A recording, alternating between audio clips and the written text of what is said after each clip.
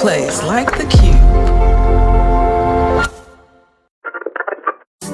Family, it's your favorite queer radio personality, Anna DeShawn, and this is Queer News, your favorite weekly news pod where race and sexuality meet politics, culture, and entertainment.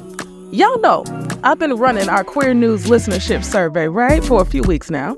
Thank y'all so much to the 37 people who have completed it.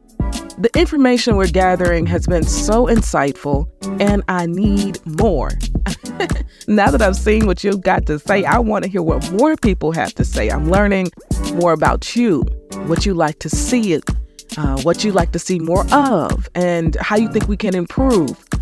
Thank you, thank you, thank you. We are at 37, which is 8 more than last week, okay? But we still trying to get to 100. So for context, 500 to 600 of you listen faithfully every single week. I need you, okay? I'm talking to you. The survey will take about 7 to 10 minutes, to be honest. And once you complete it, you enter to win a $50 gift card. I'm going to be closing the survey on December 31st at midnight, okay? So you're on a little bit of a break now, right? You got holiday time coming up. You got a little time. The link is in the show notes, but you can also find it on my IG and TikTok profiles. Thank you in advance. Now, y'all know all about the QCrew. It's our queer news community. Okay, I'd love to add a few more folks before the end of the year. The QCrew helps to supplement the cost of this podcast hosting, editing, marketing, PR, travel, all the things. So if you believe in the work we do, if you believe LGBTQ stories need to be amplified, if you love and respect how I report on the news and tell our stories, join the QCrew. The link is absolutely in the show notes. And family, it's time for the holiday turndown. I am headed into my rest, relaxation, and reflection season. And I honestly hope you are too, okay?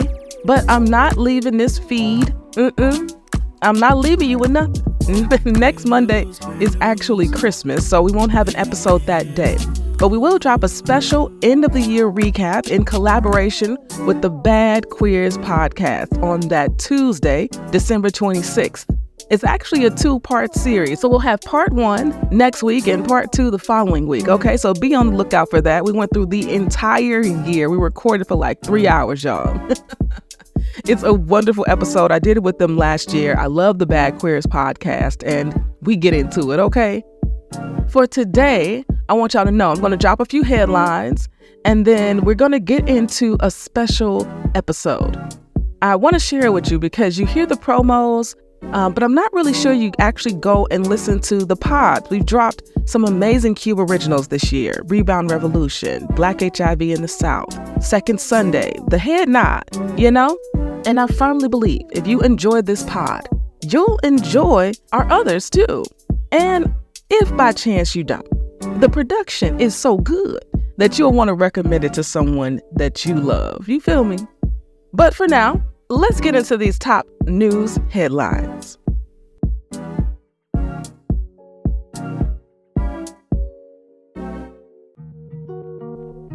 In politics, Representative Ayanna Pressley is at it again, okay? She is literally one of my favorite politicians.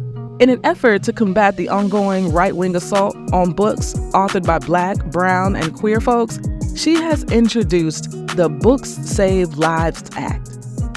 Books Save Lives Act. Now, in a press release, Representative Pressley reports that during this school year, 3,000 plus instances of books were banned across 33 states. That is outrageous. That is a 33% increase than last year. Representative Pressley said, rather than honor the brilliance and diversity of our authors, illustrators, and librarians, Republicans are focused on further marginalizing people who already face systemic discrimination in our society, including people of color, the LGBTQ plus community, religious minorities, and people with disabilities through discriminatory book bans.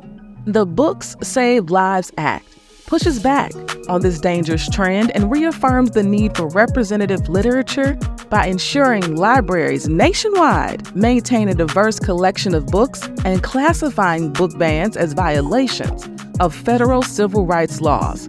Every reader deserves to see themselves reflected in our literature, and our bill would help make that a reality for all. Come through, Representative Pressley. Yes. Now, specifically, the legislation would ensure primary and secondary schools have a library with a trained librarian, require public libraries and school libraries to maintain a diverse collection of books, classify discriminatory book bans as violations of federal civil rights laws, and direct the Government Accountability Office to report on the effect of book bans on underrepresented communities. I love everything about this legislation.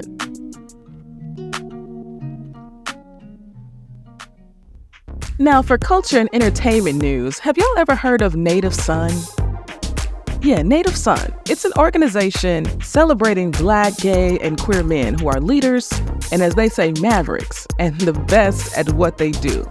For the last 4 years, they've dropped this class of whatever year it is. And so they just dropped the class of 2023 list. I always follow this list because the men celebrated are doing amazing things in the world. And we often don't know their names. Not to mention the artwork is just beautiful. It's literally breathtaking.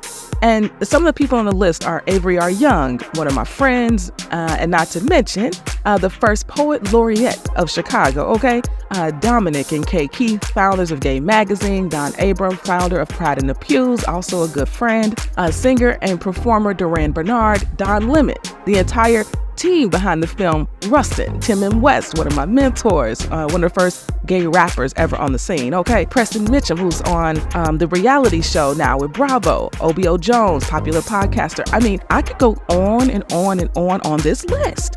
And they highlighted 101 Black, gay, and queer men.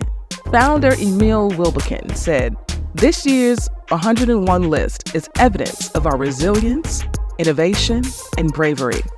In the words of Beyonce, we are the bar." Yes, I encourage you to check out this list and be inspired. Of course, I've included a link in the show notes. And for our last news headline for today, I'm talking about BET, which I never do on this pod because they very rarely ever do anything about queer folks. They got a show called For the Fellas. Okay. And in this recent episode, it stars Saucy Santana, Duvall Ellis, Mac Wilds, and it's hosted by Brian McIntosh. They're talking about being gay in the Black community. Well, they talk about a lot of things, but that was the main thing they've been promoting about this episode because Saucy's on it, right? And so Saucy shares so much. And he actually said that if he has children, he wouldn't want them to be gay. Now, that could be taken so many ways, but he went on to say it's not because there's anything wrong with being gay, but it's because of the things that he went through and the things that he experienced. And that really hit for me, you know, that really took me out, his vulnerability in that moment. And they've been dropping previews over the last couple of weeks, and they just dropped the full episode on Friday, and I'm really, really looking forward to watching it, you know? So that's all for our news headlines for this week. Now I would like to introduce you to our latest Cube original podcast, Second Sunday. All right. Now, Second Sunday is about Black queer folks finding, keeping, and sometimes losing faith. It's a second look at a topic that feels increasingly dismissed and minimized. It's hosted by my friends Esther and Darren, and we're producing this in collaboration with PRX, which is generously supported by the John Templeton Foundation. We dropped 6 episodes this season. This podcast has stretched me creatively in so many ways. I am a better podcast producer today than I was when we started this process, and I'm really grateful for that. I wanted to share our first episode. I figure I should just start at episode 1. And it's titled To Be Black, Queer, Christian, and Still Here. Did you get that? This first episode is titled To Be Black, Queer, Christian, and Still Here. In this episode, Darren, one of our hosts, right, shares his faith journey and how he escaped a cult and conversion therapy. It's incredibly powerful, and I really do hope you enjoy it. And if you do, you know what I want you to do? I want you to tell a friend, okay? And remember that Anna's word for today is to know rest, to know relaxation, and to know reflection for yourself, okay? It's that season. Don't head into 2024 not giving yourself time for rest, relaxation, and reflection. I love y'all. Don't forget to take that survey, okay? And we'll be back next week on Tuesday with that special episode with the Bad Queers podcast. Till then, peace.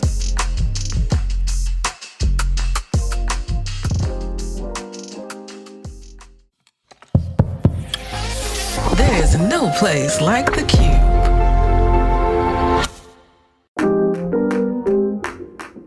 It was like the anointing never would go away and the opportunities would keep presenting themselves. But the church was also in conflict with itself about wanting me, wanting my talents, wanting my gifts, but not actually welcoming the whole me that was also the homosexual.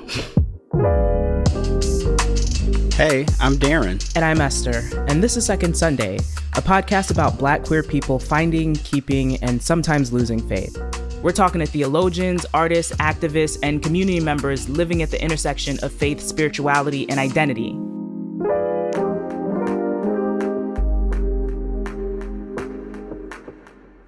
So, Esther, I have a question. Go ahead. Do people think it's weird that you go to church? A lot of people do think it's weird that I go to church. I typically get people who want to know how I don't hate myself and go to church at the same time, how I am out and seemingly mentally stable and also actively going to church. And typically it's because those people have a narrow view of Christianity in general and what Christianity can be. And I can't say that I blame them because the church has really done a number on people. You know, the church has really created this image that it is synonymous with queer people hating themselves. But thankfully, I have a personal relationship with Jesus. So I've always been able to separate what people do in church from what God is saying to me directly. But everybody doesn't have that experience.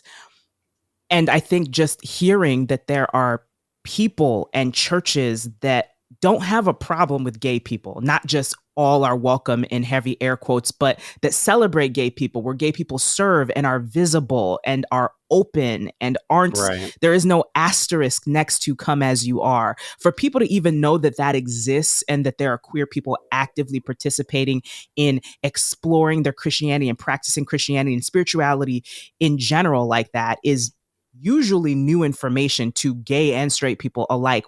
And I think it's so important that we share these stories because people have had their own experiences, but we don't realize there's just so many perspectives that are available to us.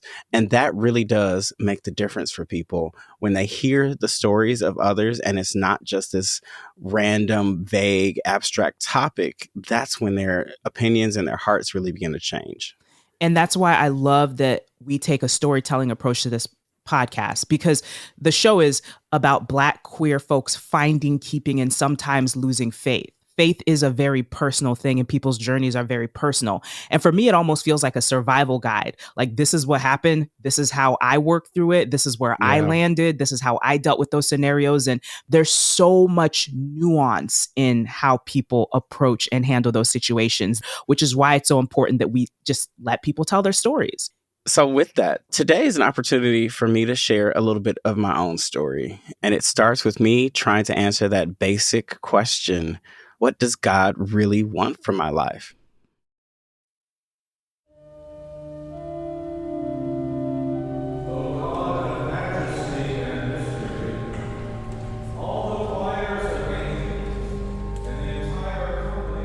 I actually grew up Catholic. Which is really wild because when I think about Black people in the Black church, I don't really think about Catholic Black people, even though I went to Catholic school, Darren. Did you know that? I don't think I knew that. I went to Catholic school. I was in the choir, everything. I almost got confirmed. My mom was like, what are you doing? You were here to get an education. That's how it goes. But yeah, there's actually a lot of Black Catholics, but because it doesn't follow a lot of the traditions of the Black church, you typically don't really hear too much about them, at least not in the U.S. Yeah, the choir I was in we was getting it.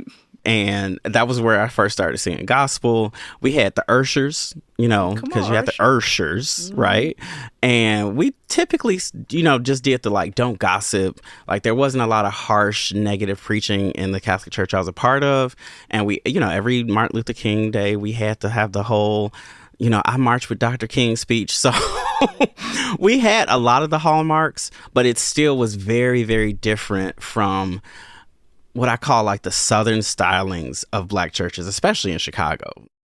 So in 97, I went to St. Xavier University in Chicago, Illinois.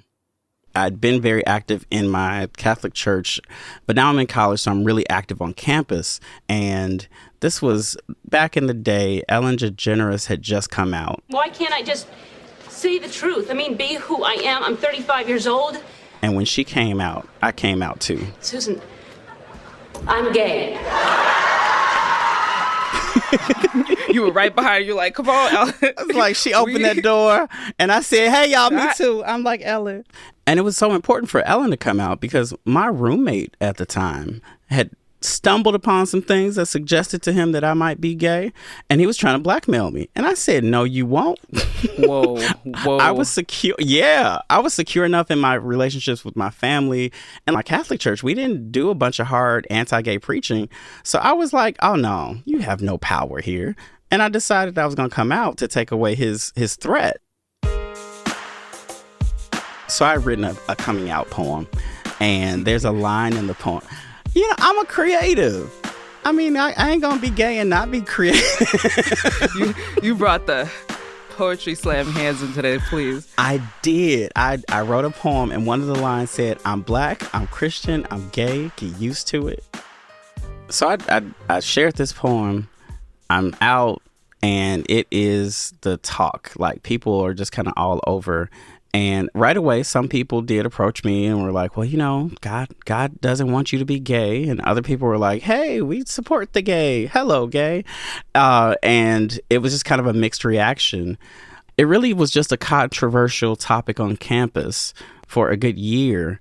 And I remember some people started referring to me and introducing me even to their parents. They're like, this is my gay friend, Darren. And I was like, I'm more than that.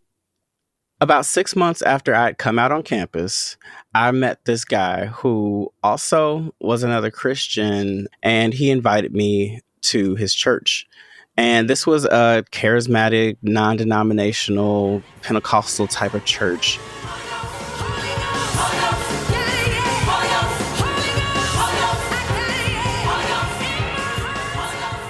I remember it was loud.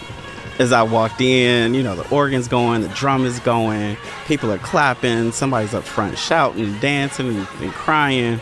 And I remember it feeling like, and I'm going to date myself here, but I remember it feeling like what I saw in the movies on Blues Brothers, where everybody's swinging from the chandeliers and doing these flips. And I was like, oh, okay, I saw this in the movie. I know what's up. I know how to do this. But you're like, I could do a backflip. Dare me. I could do it. I could do a backflip easily. I also remember loving that there was this component of care for the community that I hadn't seen in such a strong way. We were learning how to affect the drug dealing that was going on the corners. We were learning how to engage the police and the truancy officers in our neighborhood. We were doing all this really good stuff. And I was like, oh, this is beautiful. This is what I'm supposed to be doing in church. And so I got wrapped up and tied in really, really quickly. Eventually, I ended up speaking in tongues, and folks were like, wait, you didn't have to tarry? You didn't have to pray? You didn't have to have the mothers beating you on the back and telling you to call Jesus? Nope. I just picked up the gifts. We had started a campus ministry because we were doing all this great stuff. And right at the beginning of that, we're starting to have Bible studies. And at one of the Bible studies, we started getting into this question of what does God really want for you? And that's what eventually led to me having this born again moment. So we're in this basement of the dorm on campus having a Bible study. my friend's mother had come to teach the Bible study, and she just started crying and speaking in tongues, and somebody else just started crying, and another friend of mine who was also Black and Catholic started speaking in tongues, and I knew she'd never spoken in tongues before. So like something powerful indeed was happening in this moment, and we all began to come together and just pray and cry. And I remember feeling like this deep energy just well up when she began to lay hands on me and pray for me. And it was like, I described it like Jonah being ejected from the belly of a whale. Just, I felt like I was just suddenly pushed out into something new. I felt like I don't want to identify as gay anymore. I just want to be a Christian. I just want to live for God and let everything else go. I went upstairs, I grabbed all of my rainbows, I grabbed all my Teen Beat posters of R&B singers off the wall. I took it all. I even grabbed my Erykah Badu CD and put it in the microwave because I didn't want no more things that weren't glorifying God. I'm sorry, Erykah. I got rid of everything that felt like it was not glorifying God or not specifically, expressly for God. And I let it all go. I throw it away. I threw the rainbows in the lake out front. Wow. I was trying to be done. But did you really feel like you were not gay anymore? Or did you still feel gay and just felt like maybe it wasn't right to practice? Well, I never developed a feeling or attraction toward women, but I did feel like a shift in my identity. I felt like I wasn't just gay Darren, I was Christian Darren. And I was now struggling with same-sex attractions rather than being a gay man. And as a young 17 or 18-year-old guy, of course, like, you're full of zeal. You're ready to give it all. You're ready to do it all. In retrospect, God definitely did something special for me in my relationship with God. But what God never did was to make me heterosexual. Since I'd already come out on campus and it was the talk of the campus of me coming out, now I was like, well, I'm not gay anymore. And it was caused even more talk, and it was a big controversy. Some of my gay friends thought I was trying to convert them, and I was like, well, no, this is just what God did for me. And other people were trying to like already co-opt my story, and it's like, yeah, God don't want nobody to be gay. And people would be at the lunch table debating about whether or not you could be gay and Christian, or if God would change you from being gay. All people I didn't even know, but they knew my story. And it was fodder for discussion everywhere. But I was just like, I just want to live for God.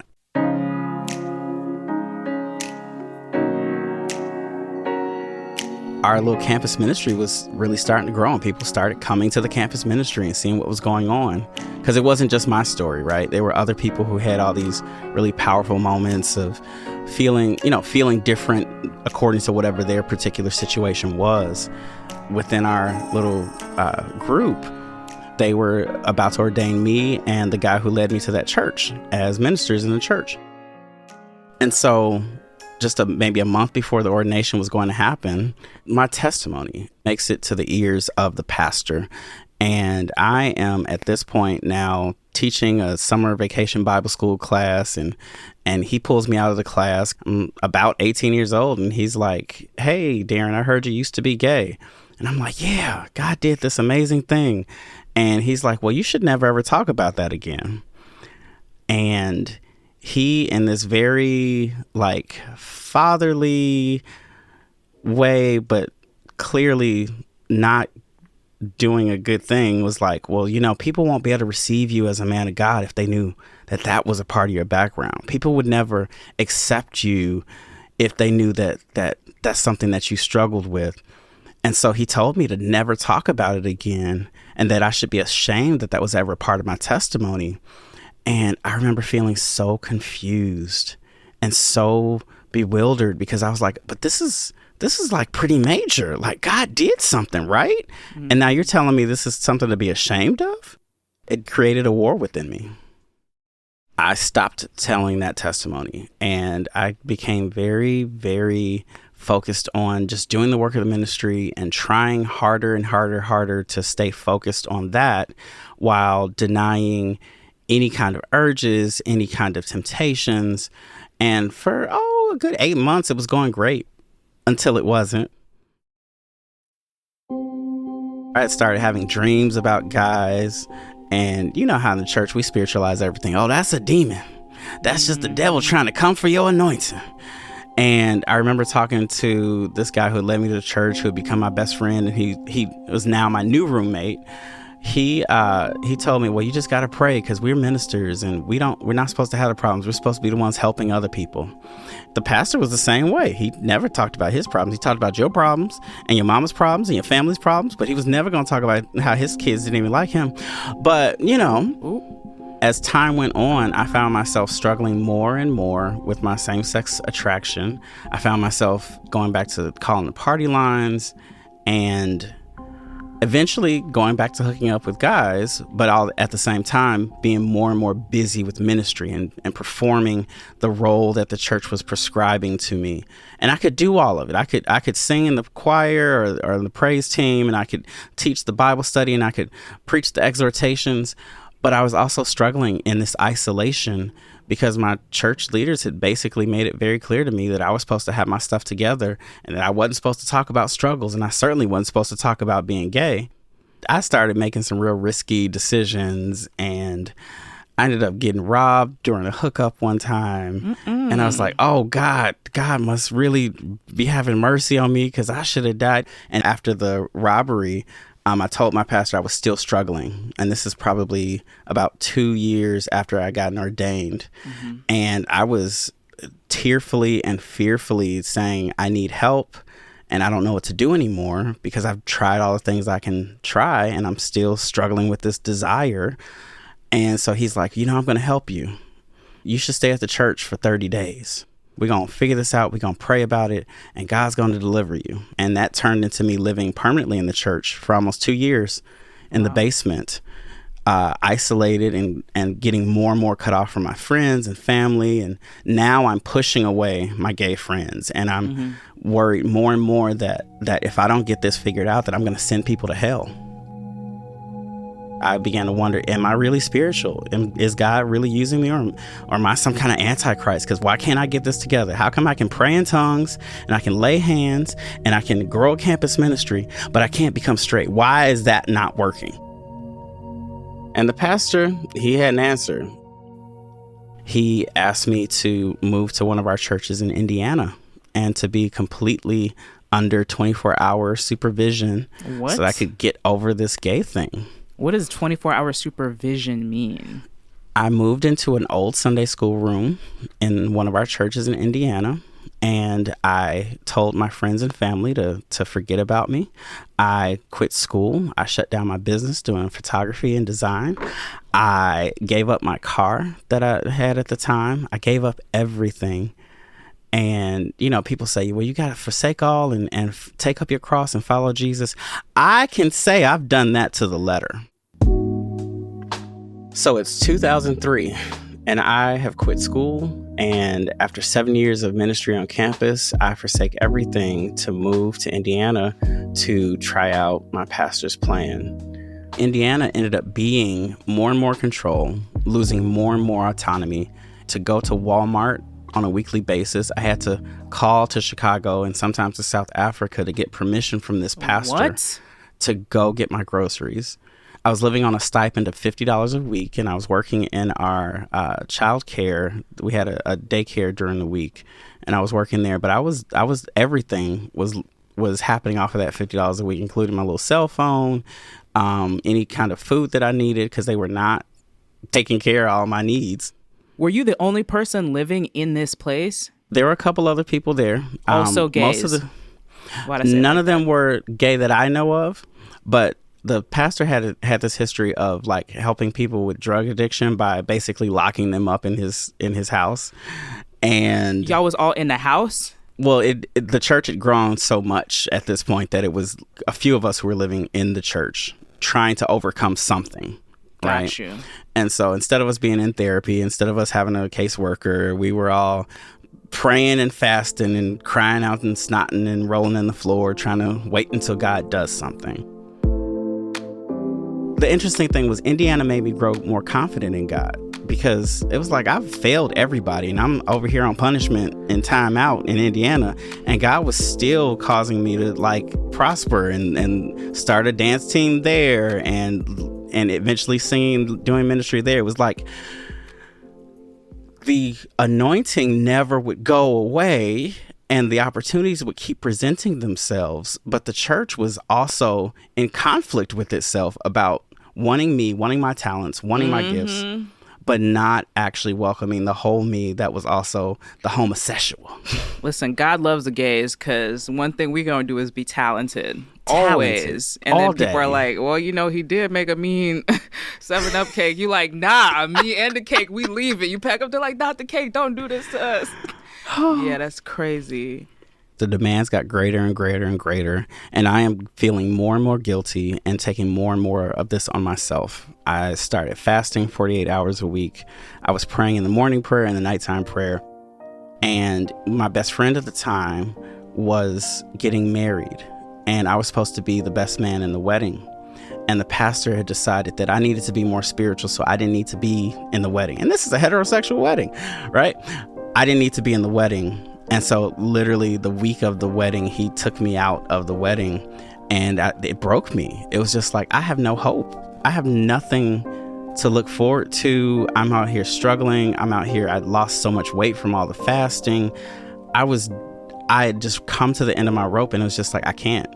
I'm still in the classroom trying to teach my 3-year-old. So I just gathered all of them up, and I was like, come on guys, let's get in line. Let's go down to the cafeteria. As soon as I got them into the presence of another adult who could do anything, I just went into a phone booth and slid down the wall crying. Because it was just, life was so hopeless at that point. And it was either that God just hated me and there was no point in me continuing on, or that the God who had been showing up and reminding me that I'm loved and that I'm called and that I'm anointed and all these things through these darkest nights and these most difficult times in this church, that it became clear and clear that what God was saying about me was not actually the same thing that my pastor or my church leaders were saying about me. And I decided that I wanted to be more right with God than I wanted to be with my church leaders. I called my mom and I was like, could you come get me? And she dropped everything, drove 2 hours to the place where I was in Indiana. And I'd set a date. Now, I'd given them like 30 days notice, but I'd set a date. It was a good time of year to transition with the school that we had and everything. And so I decided that I would leave and come back to Chicago, not intending to leave the church. The pastor, he drove down just to meet with me, which he rarely did, right? Like all these years I'd been living in this church and listening to him and doing everything he said, but he never would like spend one-on-one time with me, unless it was to tell me I needed to go on a blind date with one of the sisters in the church. Yeah, that happened. At that point, he was like, well, if you just want to be in Chicago, you can stay locked up in my home in Chicago. And I was like, no. We're not just changing locations. He's like, I have another place for you to be without free will. Hello. And so I say to him, I really think this is what God wants for me. I want to go. I'll find a therapist. I'm going to keep working to become heterosexual. And he was just like, no, don't do it. I just don't think this is what God wants for you. But he also real low key admits that he says, well, I just never dealt with somebody who had this spirit, speaking of homosexuality, and I don't know what to do. I was just hoping that if we prayed long enough that God would do something. I'm kind of in shock because it's like, you could have said this 8 years ago. He could have. So he was basically like, girl, we ain't know what we was doing, but we was just hoping you was going to stop being gay just going to throw some stuff on the wall and see what stuck. Oh my goodness. And it was devastating in some ways because it was like, I put all of my trust in you and many years of my life into you and this ministry and stuff. And so he made his confession of not knowing what the hell he was doing. And I became more resolute that I had to pursue God, that I had to pursue coming back to Chicago and figuring out what is it that God actually wants for my life. The question that started all of this. And in doing so, I really did lose everything. I had been in this church for 8 years. Wow. I've been living in the church for 4 of those years. Inside. That's jail. Yes. And to this day, they would say things like, well, nobody held a gun to your head. It's like, yeah, but manipulation is a thing. Me deciding to leave would become the beginning of them severing the relationship with me and no longer talking to me and no longer calling me, except for when they need somebody to decorate for the church or to do photography or to lead the dance team. But, as long as it's from the background, because that's kind of gay. And I remember feeling confident in God, but completely alienated.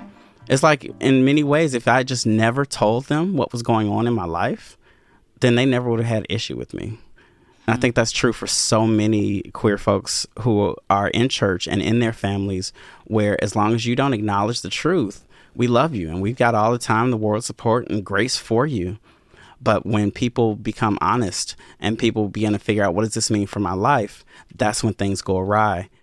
Eventually, it led me to start to find and connect with the next church I would be a part of, where they had these creative ministries and all these arts and dance and all this stuff that I loved.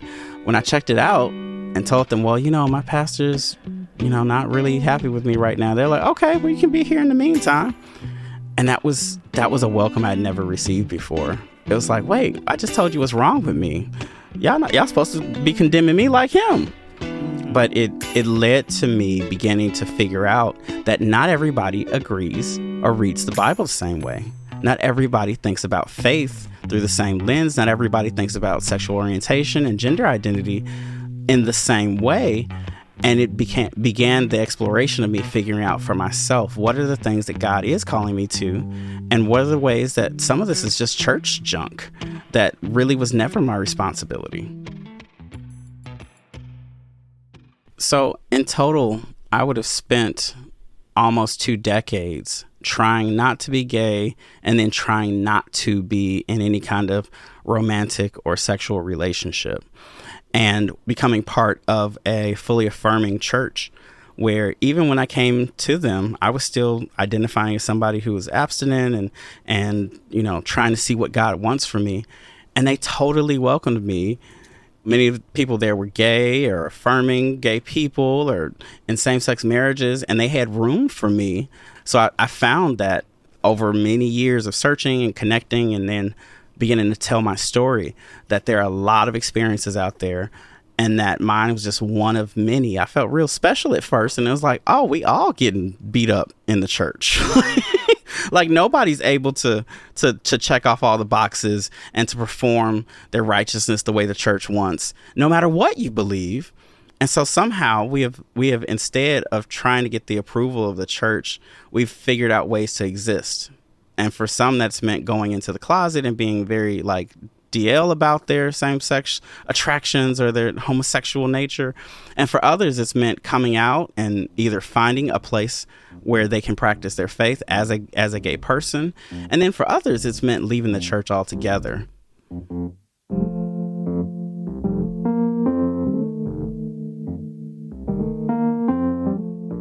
I'm so thankful that in 2023, 24, 25, as the world moves on, that I'm not who I was in 2019. I still have a wonder and a curiosity about how we make the world better for everyone in it.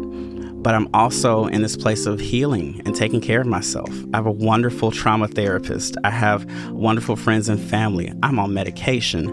I am learning about all kinds of important things for myself to take care of myself. And I'm still able to do work with the organizations that I do that help to equip and train and build relationships with LGBTQ Christians and their communities across the country.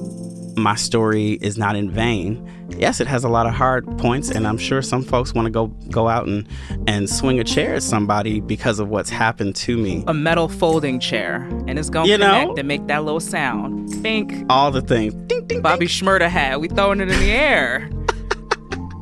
But, in all honesty, for me, I really do feel like my life is thriving. And that I get to be a whole, queer, gay, sex-positive, inclusive man who's fighting for everybody. So I thank you for hearing my story and for being protective of me. Thank you for sharing. And I will be protective of you. You already know I just need a first and last name. No, I'm playing. Here's the thing, Darren. This is what I'm trying to figure out. The $1 million question for me is, after everything these people put you through, after everything the church put you through, 4 years of being locked up, basically, 8 years of telling you something was wrong with you, 20 years of you just trying your hardest not to be who you are, why not just walk away from Christianity altogether? Or even, why not walk away from Christianity in a group setting, in an organized setting, which is where a lot of this stuff happens? What kept you going back to organized Christianity? I keep coming back to this reality that even though I've been through so much in the church, that God has always existed above and beyond and outside and behind and out front of what the institution has been doing. And so, like, there's all kinds of bittersweet moments where, yeah, I was locked up in the church, but I was also meeting God personally in ways that did not make sense according to anything the church had told me. And for me, it's just kind of holding the tension of that there are good times and there are bad times. And I don't blame God for any of that. And that's not being protective, right? That's, sometimes people say, oh, you can't accuse God. Nope, it's in the Bible. Look up David. He accused God all day long and was considered a man after God's own heart. But instead, it's just like, this world is a mess. But in all of my messy moments, I've seen glimmers of hope. I've seen amazing things happen. I've had these profound experiences. And I really do feel like all of these things have worked together for me to be empowered to boldly and without flinching challenge what the institutional church has been and make it better for people who are coming after me.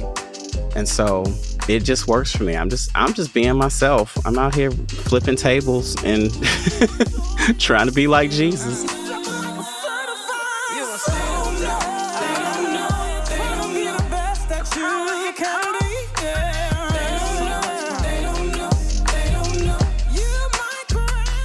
The Second Sunday podcast is hosted by Esther Coro and Darren Calhoun. But podcasting is a team sport, so a big thank you to our dream team. Our producers, Esther Ikoro, Anna DeShawn, and Nicole Hill. Our associate producer, Amber Walker. And our managing producers, Jocelyn Gonzalez and Courtney Florentine. Our opening theme song is Maya B's original track titled They Don't Know. You should download the full song today. To learn more about today's guests or the show, visit our show notes. Second Sunday is a production of The Cube in partnership with the PRX Big Questions Project, which is generously supported by the John Templeton Foundation and produced by PRX Productions. The Cube is your #1 curated platform to discover the best BIPOC and QTPOC podcasts. Support this show and more like it by joining the Cube app and follow The Cube across social media at The Cube app. Thank you for listening, and we'll see you next episode.